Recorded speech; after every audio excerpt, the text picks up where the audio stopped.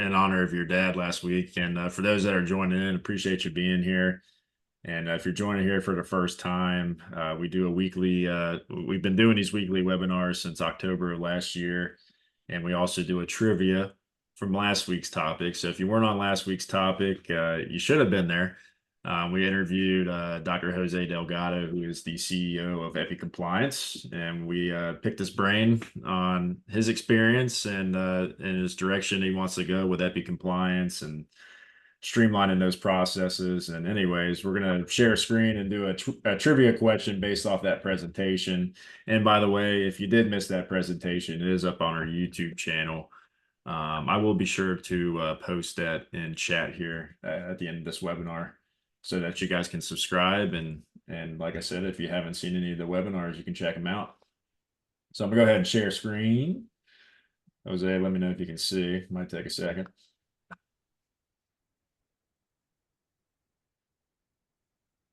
Not yet. How about now? There we go. Now we got it. Awesome. Let's do it. Man, I can hear myself clap now through these through this microphone. But anyways, trivia question for today is: during last week's webinar, Dr. Delgado shared his expertise on HIPAA compliance and cybersecurity in the healthcare industry. What is one of the key contributions Dr. Delgado has made to the field of healthcare compliance? And the choices are A, developing a revolutionary electronic health record system, B, creating the Certified HIPAA Security Officer certification program, C, implementing a statewide telehealth initiative, and D, founding a global healthcare charity. Or statewide, I'm sorry. Yeah. I said global. Feel free to put your answers in chat. If you weren't on last week's webinar, listen, feel free to just take an educated guess. No harm, no foul. We'll give it another 20 seconds. Jennifer says B and D. All right, it's fair.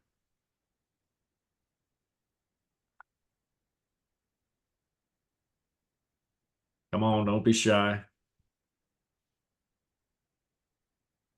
I see Anna Engie's in here.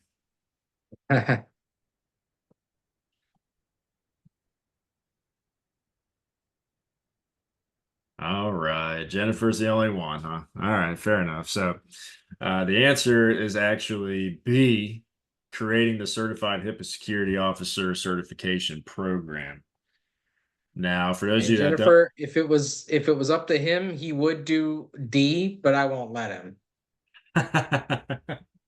We don't have that Clinton generational wealth to be able to do that kind of thing. So not yet, at least, not yet. not yet, not But yet. for those of you that are maybe unfamiliar, Dr. Delgado or did not attend last week's webinar, Dr. Delgado started Epi Conferences, which is an in-person event that we've hosted here in Jacksonville, Florida, Orlando, couple different areas here in the Florida region. But that conference is based on innovation, and one of the certification programs that he created and we conducted at these in-person events is a Certified HIPAA Security Officer training, which covers, and Jose, feel free to chime in, all the technical, physical, administrative safeguards of HIPAA. And it really gives you, if you're a practice manager, a compliance officer, even a student that's looking to get into business, really a deeper dive into, what HIPAA entails and what it takes to maintain a compliant practice in business. And this is a course that we're going to be offering online soon. So please stay tuned. We are going to have a sort of a pre-registration. I know in previous webinars we've mentioned a date. Unfortunately, I don't have a specific a specific time frame yet, but stay tuned. But I think in the next coming weeks we'll have some sort of pre-registration form for those that are interested in learning more. We'll provide those details for you. But Jose, did you want to mention anything other than I would say that we will probably be doing it towards the end of Q3, beginning of Q4 of this year. just Yes, because of the way that everything's kind of rolling. But yeah, stay tuned. If you've got any questions about it, just let us know and we'll be more than happy to keep you in mind for everything, keep you updated. absolutely. So I appreciate you guys participating in that. And let's go ahead and dive into today's subject. So give me just a second. I'm going to open up the presentation for you guys. Jose, you can still see. Yep. All right, let's do it. So, welcome everyone, and thank you for joining us for today's session. And the topic of discussion today is going to be HIPAA security, evaluating the recent ransomware attack on Ascension Health. I'm Ray Walters, and I will be your host. And thrilled to have my co-host here, Mr. Jose Jr., who has been on quite a few webinars with me. Um, Yep. is going to be Definitely. joining us once more. And just to give a little bit of backstory of Jose, he's got it almost, or what is it, close to 2 decades of experience at this point, or are we No, in it'd that be mark? it'd be 2 decades now. 2 decades. Holy. Yep. So Jose's got 2 decades worth of experience in healthcare consulting, cybersecurity. He also currently owns a mental telehealth clinic and is also an instructor at our in-person conference event for that HIPAA security officer training. Every Jose. single piece of your business right now, if you're anything like mine, which granted, we are a very high tech office because we do a lot of we do as much as possible through telehealth. Mm, We need to know what to do when something goes down. We have to know. So Just like the internet. Anyways. yeah, yeah. I mean, so we've got to know what to do. I would say that this is definitely something to where you've got to practice your backup procedures on a regular basis, especially if you're in the southeast right now. We're coming into hurricane season. So you know what Absolutely. that means. People are going to lose power, people are going to lose internet. You're going to need continuity of care, especially depending on the type of industry that you're in. Do you remember how to build things through paper? Does your billing team know what a CMS 1500 form looks like? Does your office staff know what to do with a paper referral? Do your patients know what to do with a paper script for a pharmacy? Or are you able to call this stuff in to the pharmacy directly? Can your pharmacy handle this stuff? So these are all questions and things that it's going to take a little bit of time. But if you take a little bit of time on the front end to prep, you won't be in as bad of a situation on the back end. Um, Here in Florida, we experienced it was a rather interesting situation because like Ray was saying, he knew he has somebody at St. Vincent's that was in the middle of the mess, but I had people in other hospital systems that were reaching out to me immediately upon hearing that St. Vincent's was not accepting patients even for the emergency room. And when prodded a That's just little bit, nuts. But that's yeah, when prodded a little, I mean, the emergency room piece is wild to me in general, just because you mean to tell me that nobody knew how to operate without an EHR that badly, even on an emergency setting? Like, that means there's a major issue there that they need to work on their backup procedures because power goes out. What are you gonna do? Internet goes out, what are you going to do? I mean, a lot of people in Northeast Florida have Comcast. If you have Comcast, you know what the problem is with their service. Everything. Because they've got garbage internet. And I'll take that to and they can take that to the bank. So I funny you say mean, that. gosh, dude, It's true Comcast is though. It's true. Although we switched from Comcast to a T-Mobile and it company. just went out on me, so I mean, now I got a bone to pick. yeah, I mean, you'd be, yeah, yeah. Thank you for proving my point. Yeah. But yeah, so I mean, what did your inside man have to say about it? What was it? What's been his experience? Well, you might have mentioned it earlier, but there was three systems, hospital systems here in Jacksonville alone that were affected by this, and he basically reiterated that there was the pharmacy aspect that was affected quite a bit. Yep. Um, their application, uh, I guess it was down. It wouldn't allow them to send out any or fill any prescriptions or anything, and that took a huge effect. And then obviously when it come down to informing patients of the issue, I guess they had Mhm. a their internal, and again, my friend is not in the IT sector. Okay.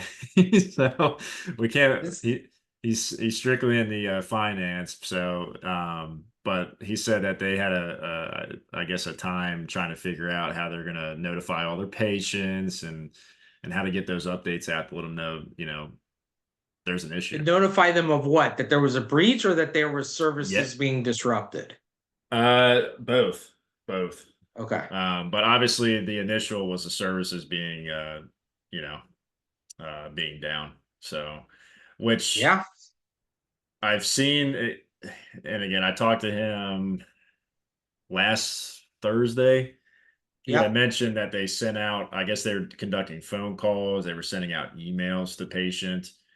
And then I also see on their website that they have some sort of, I'm going to put it over here in chat, Jose. I don't know if you've seen it, but they're posting updates on I guess they have a resources page on their website. And this was one of the more recent ones. It's June 7th uh, Last notification. week. But he said they've been really focusing on trying to get the word out to Yeah. everyone. But the main So I thing mean, he mentioned to me, which was a huge issue, obviously here in Jacksonville, which I can only assume. I mean, there's 140 hospitals affected, right? yeah, It's 19 states. yeah, across 19 states. I mean, their pharmaceutical app going down. That's huge. I mean, that's just one of their applications. I think they had actually might have listed here in this presentation. They had their EHR was down as well, or I think Yeah. the my chart is what it's called, patient portal, Yeah, they had a full system just complete phone detonation. phone systems, and obviously that's created quite a few challenges to navigate. Yeah. And So I mean, it goes back to redundancies, right? Like, one thing in common between change and this is that the pharmacy piece is taking a lot longer to bring back online than everything else. yep, Now, that's not to say that necessarily they're because of prioritization issues, but it could lead to that this is more of they're coming in through the pharmacy piece. Now that is completely my tinfoil hat, you know, is that what you Optimus think? razor. The simplest answer is the most correct answer. Sure. But if both of them are heavy, both change and ascension, both are having heavy problems restoring their pharmacy issues.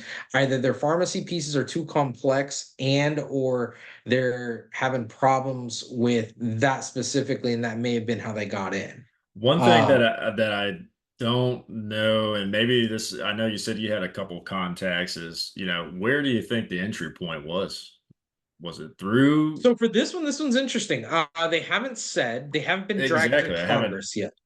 Yeah, yeah. Yeah, they haven't been dragged to Congress yet, and I don't know if they will be dragged to federal Congress. I am pretty sure that DeSantis will probably bring them to task and want them in front of the Florida House or Florida Senate.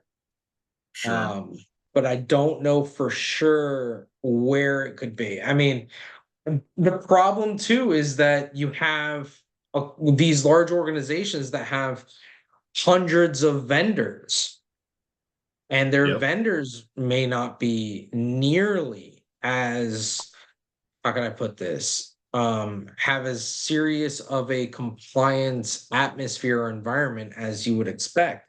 So that goes back to some of the other concerns that we've had when talking about change as well, where I can do everything I can in my office to provide my team the education and the tools to be HIPAA compliant.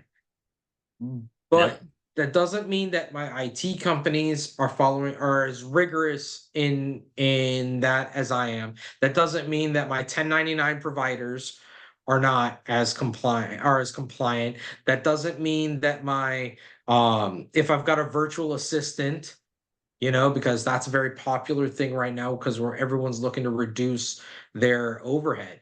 What's my virtual assistant looking like? And I've seen some contracts with some of those virtual assisting companies where you're hiring the virtual assisting company, they're picking up somebody else, but the virtual assisting company creates some kind of crazy bubble Third layer. third party of a third party.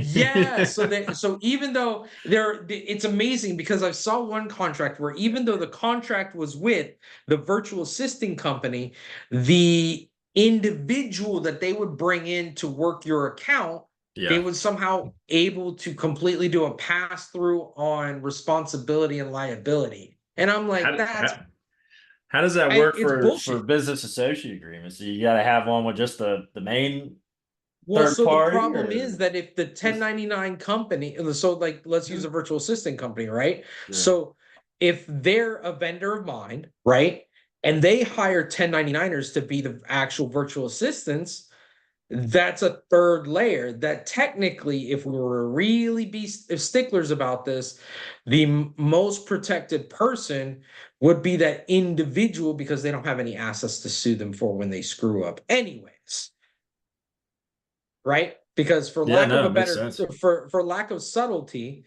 the hiring firm is basically the pimp. Yes, it's true. It's true. What's the pimp gonna do? The pimp is the one that's got the one that's got all the liability, all the logistics, but somehow they're trying to pass it through in their contracts and everything else. And But from a there was one company that one of our clients that I said flat out, do not work with this firm because they're trying to pass all of the liability off onto the virtual assistants out in the Philippines. mhm. So imagine that And situation, right? I mean, And if and you have a it would business be easy, associate agreement in place with the pimp. yeah. But But then the but I'm the covered entity. So do right. I have to have now of do I as the covered entity have to have a BAA with the subcontractor of the vendor? No, I would because the imagine way that no, the but rules work, now the vendors are on the hook just as much as we are as covered entities. hmm, But at the end of the day, what are you going to do about someone in the Philippines? yeah, What are you going to that's do? How are you going to punish them? They're already in the bloody Philippines. You know what I mean? Like, not so much you can do. no, not Not much at much you can all. do. So, I mean, I would not be surprised if in this case it was either, again, just like change where it was old credentials or that it was through one of the vendors. I was gonna say if you think it could have happened internally, you just Well, it's always it's internal. right. These level of situations are always it may be an external company, but there's always an internal vector. Now, whether it was negligent or whether it was on purpose, that's a whole nother bag of tricks. Like, do I think that there was a mad CNA or a mad receptionist that gave a hacker all of the information? Not normally. I mean, is it You see that happen possible? on a lower scale. Sure. Huh? I said I've seen that happen on a lower scale. Yeah, all right. So yeah, on a Easy. lower scale, but you have a different problem there, right? On a smaller scale, what you would do is that you wouldn't give it to hackers, you would just straight up embezzle the cash from the insurance companies. Yeah. You know what I mean? Like that I've seen, and sadly, that's far too frequent when you have billing completely in-house. I'm also Um, saying on a smaller scale, you see practices that you know you, you deal with those disgruntled employees or past employees, and you forget to relinquish their credentials. In other words, you don't deactivate them from any of your systems. I've seen that happen on a yes, smaller scale. yes. And but you know what else I've seen? When that happens, that person is caught so Oh, fast. absolutely. And then they throw the freaking book at them. So yeah, as the covered entity, I might get in trouble because that was an employee of mine. But the second they find out, hey, that was an ex-employee, and this is why I fired them was because they did something stupid, or they did something stupid in retaliation. Now all of a sudden, I have a little bit more of a window of saying, hey, it's not that I did anything necessarily wrong as the covered entity. I just had a bad actor, I had a bad apple in my bunch. Right. right? So It's still a reportable offense though, no, right? no, no. It's Especially absolutely now. reportable, but it's the reason why I say it's so stupid is because this stuff is taken very seriously right now. Absolutely. I Yeah. mean, so if you're a US citizen and you release this information here, you're getting caught. And then you're going to see jail time and fines. And because there's no way you didn't know not to do that. No, Like absolutely. it's something to where it's I mean, people say it's doxing, but I mean, you're basically if you wanted to be difficult about it, every single patient that you release that information of could be a charge of stealing the identity. And if anything happens, you're a party to. You could potentially be a party to the felonies that are involved there. The wire fraud involved there. And you don't want that nonsense. That's not county jail. That's club It's federal. fed. Oh yeah. That's serious, and not like club fed like Bernie Madoff. I'm talking about like the real club fed. So I mean, the juice just isn't worth the squeeze on that kind of thing. And here in the I agree US, with I you. find that the people that do that kind of thing, they were already kind of off, so they were not going to make a rational decision. The people that are doing this kind of Too thing are hot. not in the US. I mean, they're Yeah. not. I mean, the Yeah, FBI yeah. has come out and said it. Their cyber terrorism unit has come out and said it. HHS is aware of it. Congress is aware of it. That there is no legal. And I've even had a conversation with several attorneys and several people trying to push legislation through that they're like, hey, we want to do this proposal. And I'm like, the problem is you got to have carrot and stick for laws, right? Yep. There's no stick if you can't catch the guy, or even if you know the guy, but they're in to throw a country out there, Russia or in China or in some place where they do not have an extradition treaty with the United States. You can't get them. They haven't disclosed the group that got Ascension No, yet, they have they? haven't. They haven't. No, Ascension's been very quiet about this. It actually took them about a week to report this to the news, It happened and what, I it May, earlier in May, or no, late so May. this was the breach happened on May 8th, and I want to May. say I didn't see a press release about it until the 13th, Yeah. which is wild to me. And I was with my friend 2 weeks. Well, when he first broke the news, I was with him about 2 weeks ago is when he had mentioned it to me. And yeah, at that time, Yeah, I didn't see anything on it really.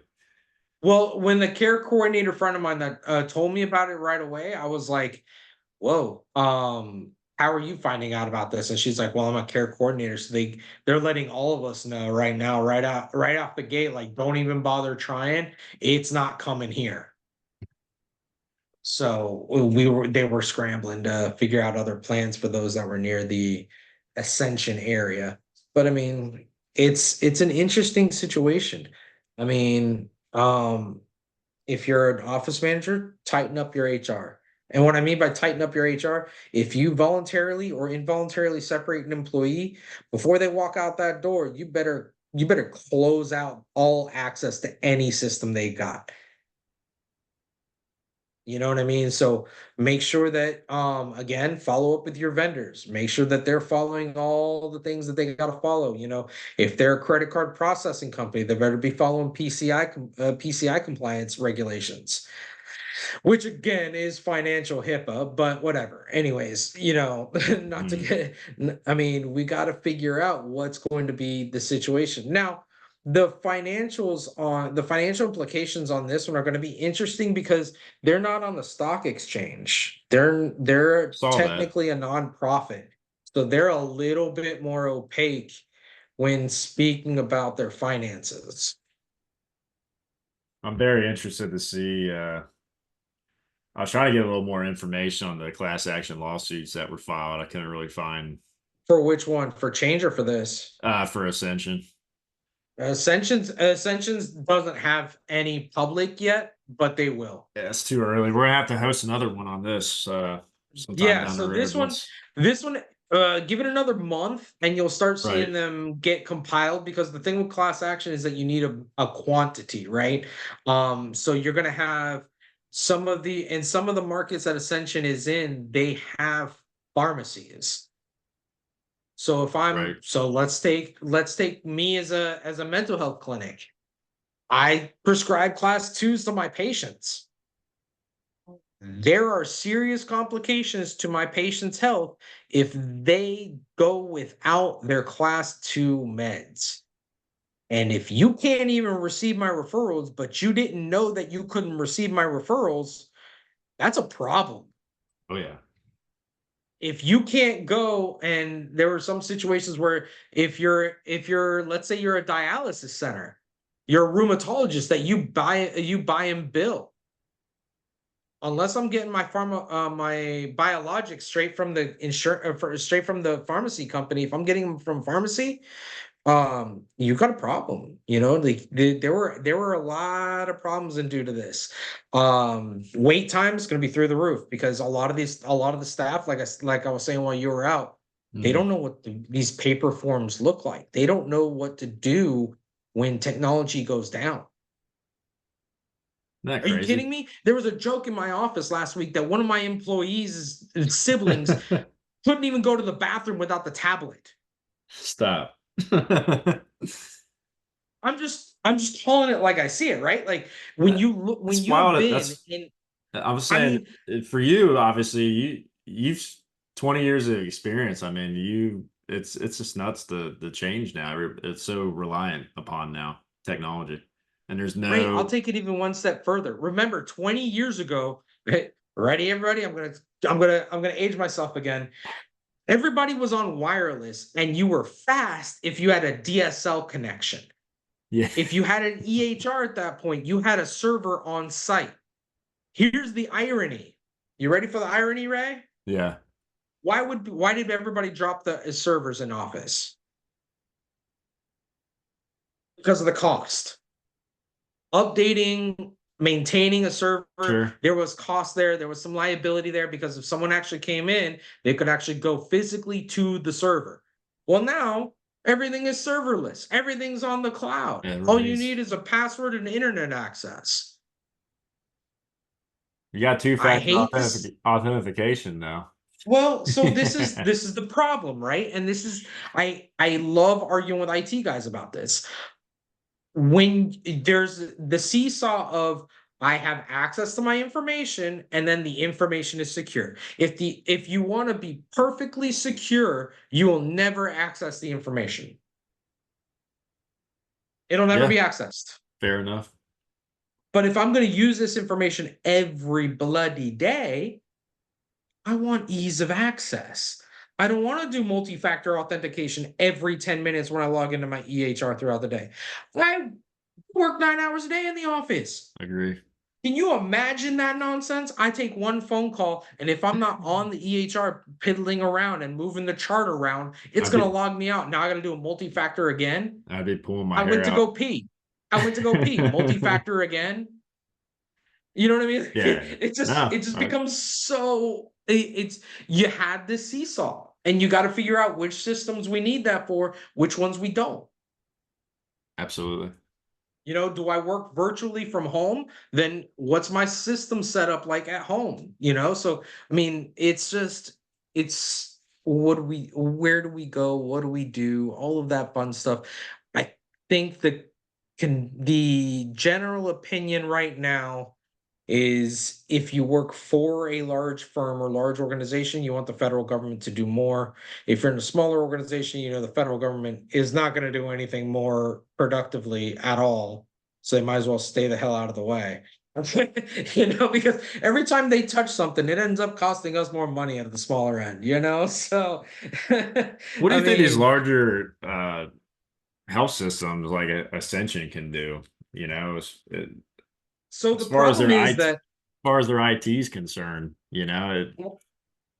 well, so let's Change's problem was a lack of multi-factor authentication. right. And they had it. At the very least, your systems should be forcing multi-factor authentication, in my opinion, whenever you're using a different device than normal. Agree.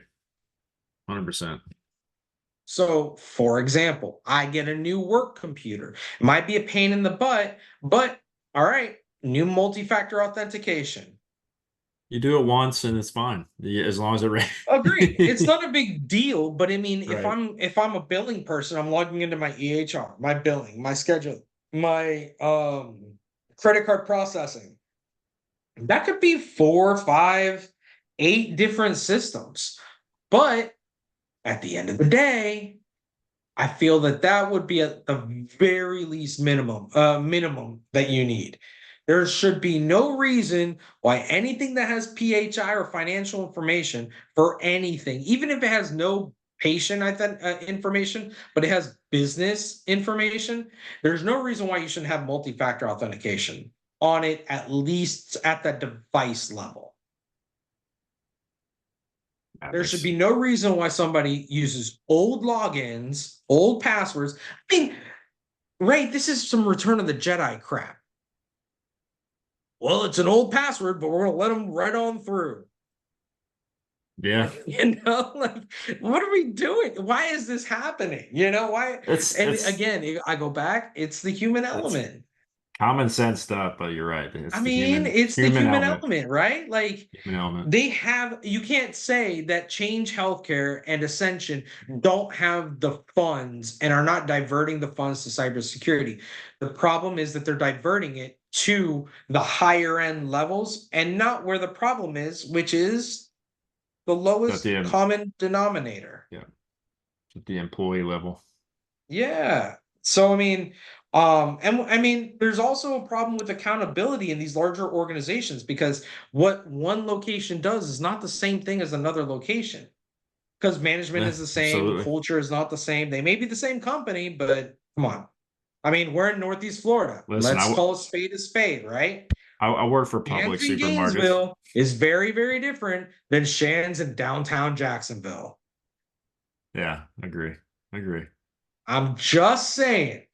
You can From call it a whatever reason whole you want, but Shands, the organization, is even aware of it to where they don't put as much money into Shands downtown.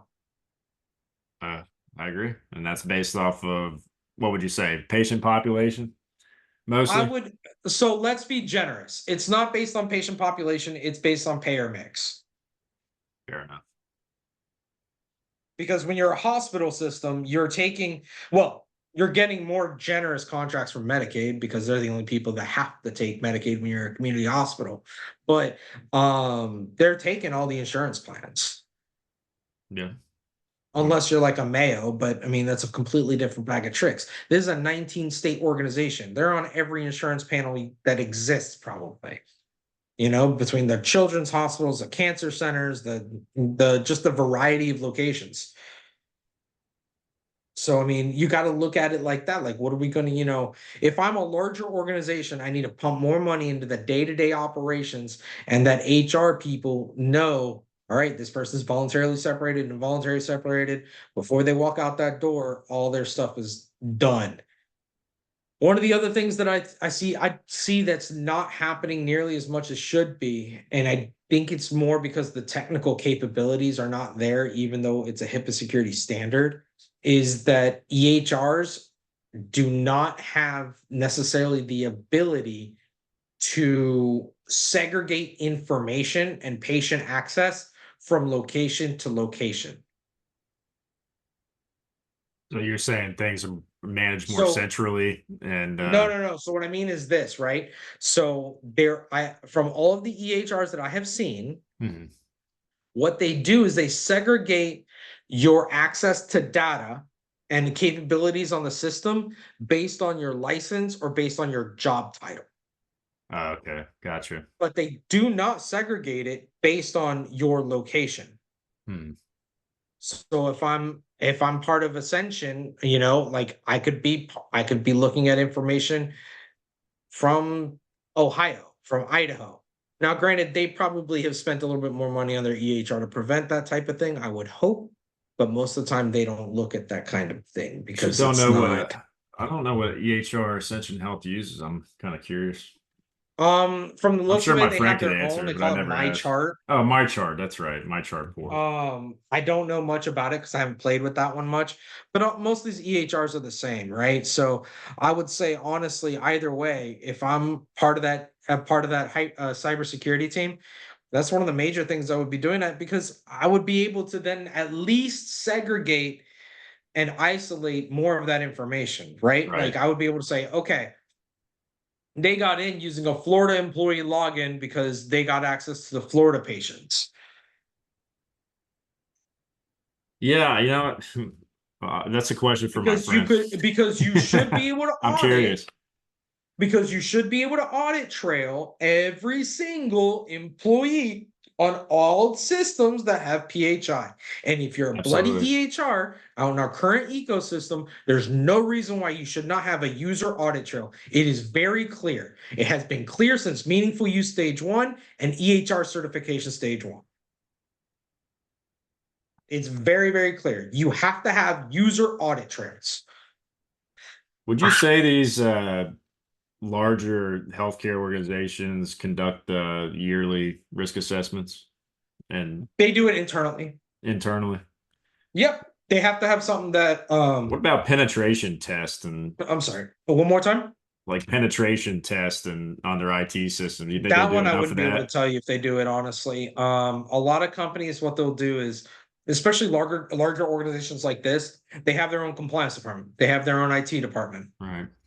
They'll handle it all internally. Very rarely do they do things externally unless they're mandated or legally obligated to do so. Um, it's some now, is this something that they should do? Yeah. Is it something that they should probably hop around to different organizations and do? Absolutely. Do they? Mostly not. Not that I'm aware of, anyways.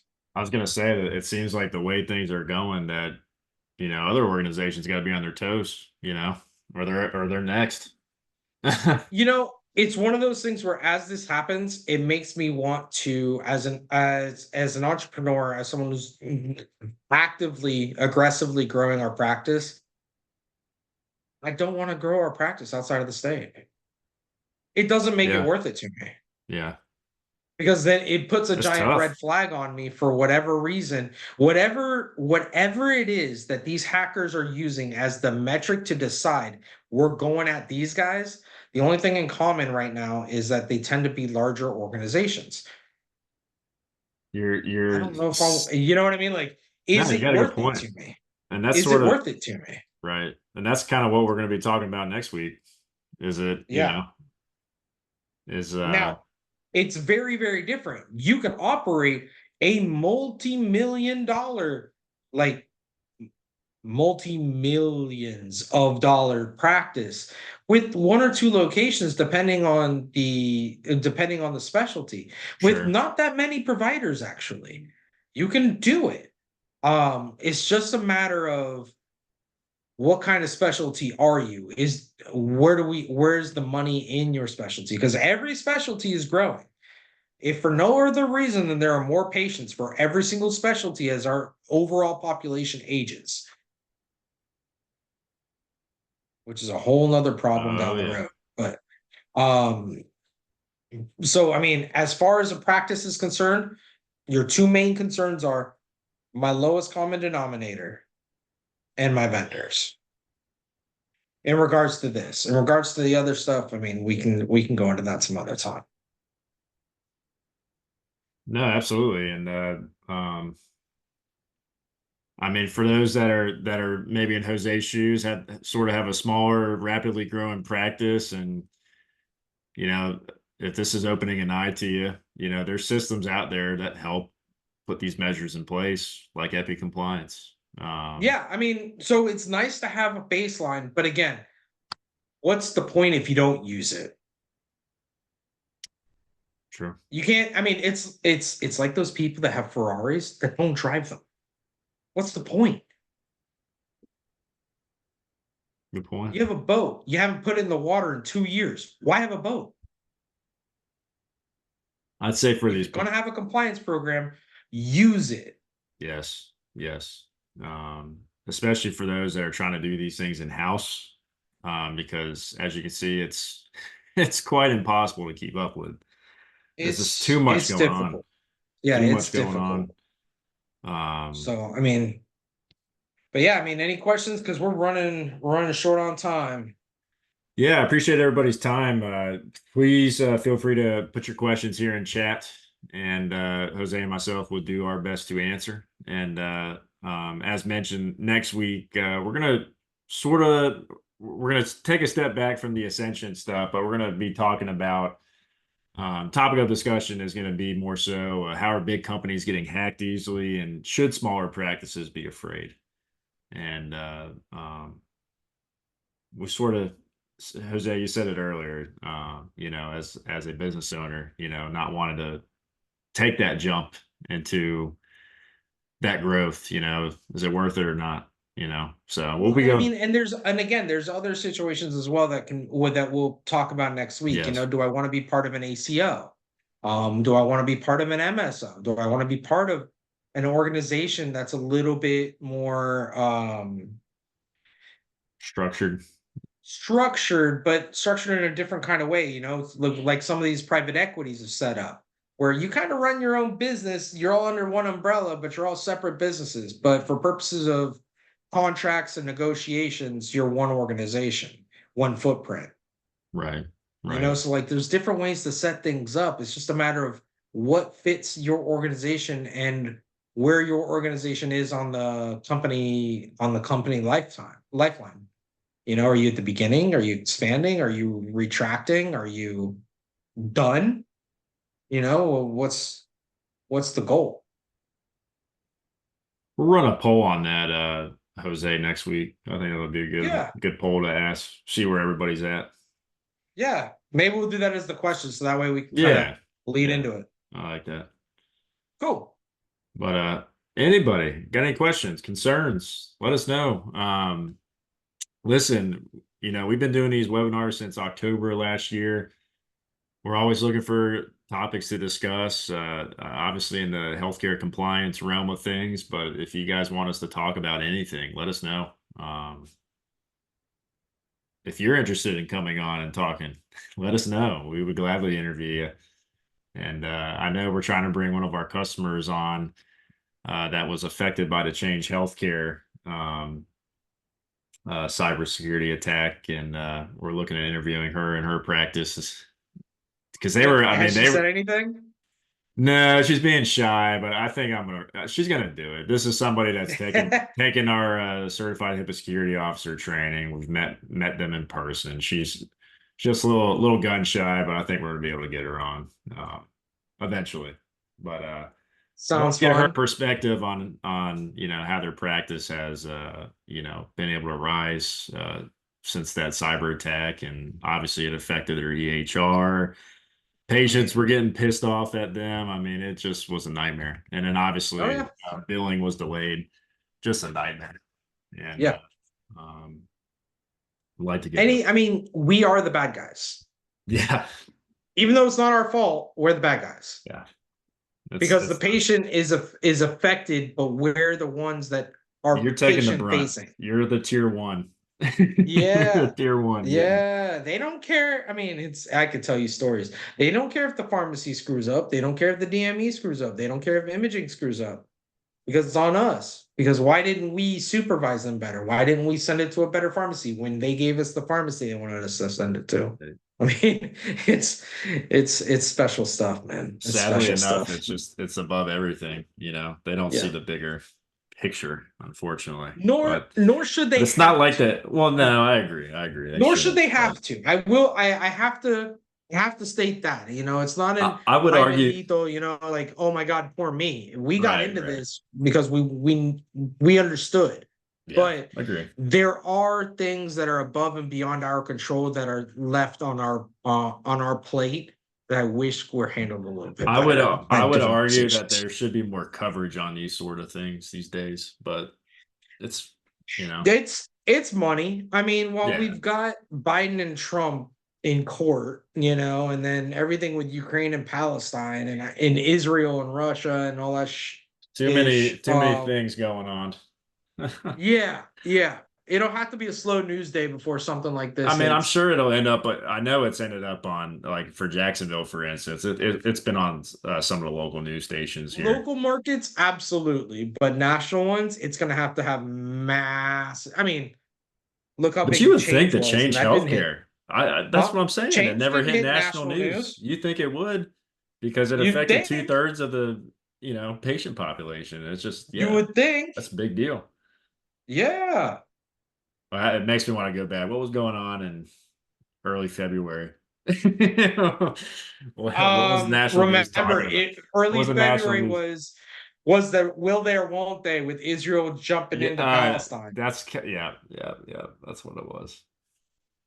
I don't know. That was a big deal. I think that should have made those levels of headlines, but yeah, to each their own. How many more of these will it take? I Because it mean, seems you can like say that about a lot of different things, right? Like, I mean, there yeah, wasn't sure. any information on the bird flu that just killed the first human ever last week.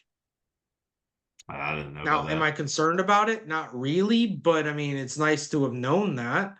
I mean, I heard recently there's another COVID variant, but Yeah, that's how many of it's those the have been? bird flu. It's the Is that bird what it is? flu Is that that what it's related yeah, to? Oh, okay. yeah, yeah.